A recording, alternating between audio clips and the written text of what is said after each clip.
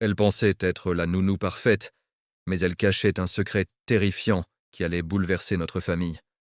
Voici l'histoire du griot. Quand elle est venue travailler chez nous, tout semblait normal. Nous étions une famille heureuse. Ma femme âgée de 40 ans et toujours vêtue de ses boubous simples et élégants. Notre petite fille Anna, une boule d'électro-énergie de 6 ans qui ne quittait jamais sa robe jaune et ses petites sandales, et moi-même. Notre vie était paisible, rythmée par le travail et les rires de notre enfant. Mais nous avions besoin d'aide, d'une personne de confiance pour s'occuper d'Anna lorsque nous étions absents. C'est ainsi que Selena est entrée dans nos vies.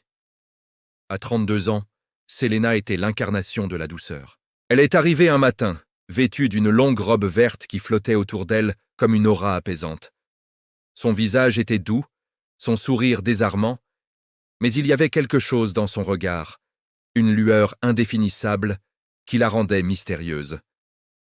Elle parlait peu d'elle, de son passé ou de sa famille, se contentant de dire qu'elle aimait les enfants plus que tout. Sa présence était immédiatement rassurante. Anna, d'habitude si méfiante envers les étrangers, s'est tout de suite attachée à elle. Selena semblait parfaite, presque trop parfaite. Elle anticipait chaque besoin, calmait chaque caprice, et savait exactement comment faire rire notre fille. Nous pensions avoir trouvé la perle rare, une bénédiction pour notre foyer. Nous étions loin d'imaginer le cauchemar qui se préparait dans l'ombre de son sourire. Les premières semaines furent idylliques. Selena s'intégra parfaitement à notre routine familiale. Elle préparait les repas préférés d'Anna, lui lisait des histoires avec une voix captivante et organisait des jeux qui la laissaient émerveiller. Ma femme et moi étions soulagés. Nous pouvions enfin nous concentrer sur notre travail sans nous inquiéter. Mais peu à peu, des changements subtils commencèrent à apparaître. Anna, notre petite fille si joyeuse et extravertie, devenait de plus en plus silencieuse, presque distante. Elle ne courait plus vers nous en riant lorsque nous rentrions le soir. Elle préférait rester près de Selena, lui tenant la main, le regard vide, comme hypnotisée.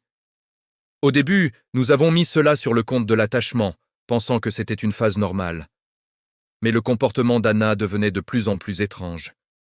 Elle se mettait à murmurer des mots incompréhensibles dans son sommeil et dessinait sans cesse le même symbole étrange, une sorte de spirale entrelacée. L'inquiétude a commencé à s'installer en nous.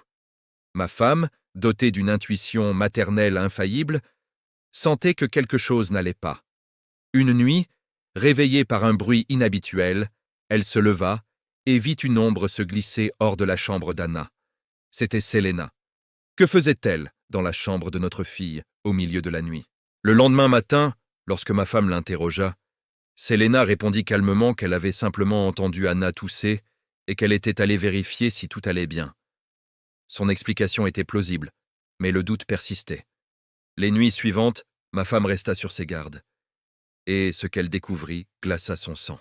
Chaque nuit, Selena entrait dans la chambre, s'asseyait au pied du lit d'Anna et semblait chuchoter des incantations, ses mains planant au-dessus du visage endormi de notre enfant. La peur s'est transformée en certitude un après-midi, alors que Selena aidait à faire la vaisselle. En remontant la manche de sa longue robe verte, elle dévoila un instant son avant-bras. Ma femme aperçut un tatouage. Ce n'était pas un dessin anodin. C'était le même symbole que notre petite Anna dessinait compulsivement depuis des semaines. Cette spirale sinistre et entrelacée. Le choc fut brutal. Toutes les pièces du puzzle s'assemblèrent dans son esprit. Le changement de comportement d'Anna, les visites nocturnes, ce symbole mystérieux. Selena n'était pas la nounou bienveillante qu'elle prétendait être. Elle cachait un terrible secret. Ce soir-là, la confrontation était inévitable. Nous avons attendu qu'Anna soit endormie pour parler à Selena. L'ambiance dans le salon était électrique, lourde de non-dits et d'angoisse. Ma femme, le visage fermé, lui montra l'un des dessins d'Anna et lui demanda de lui montrer son bras. Selena tenta de nier. Son sourire habituel se figea dans une grimace de panique. Mais face à notre insistance, elle finit par céder. Le tatouage était là, identique, comme une marque infâme. Acculé, le masque de la douceur tomba pour révéler un visage froid et déterminé. Elle avoua tout. Elle n'était pas une simple nounou.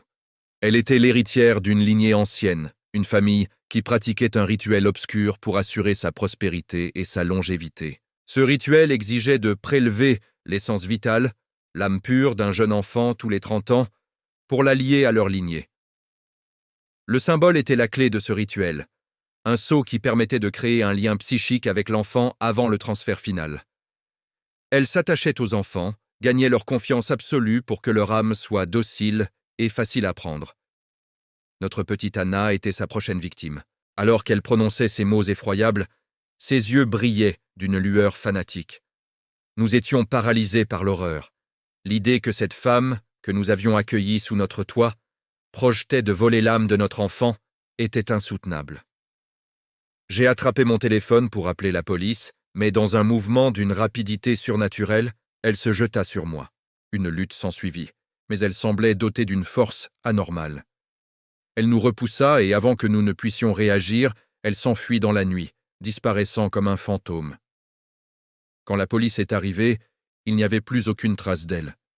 Elle s'était volatilisée, ne laissant derrière elle que la peur et un avertissement terrible.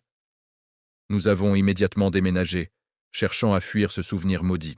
Anna a mis du temps à redevenir elle-même, mais l'amour et la patience ont fini par chasser les ombres que Selena avait laissées. Cette histoire nous a appris une leçon douloureuse. On ne peut jamais vraiment connaître le cœur des gens, et les apparences les plus douces cachent parfois les intentions les plus sombres. On ne joue pas avec les forces qu'on ne comprend pas. Si tu veux d'autres histoires basées sur des faits réels, abonne-toi et like la vidéo.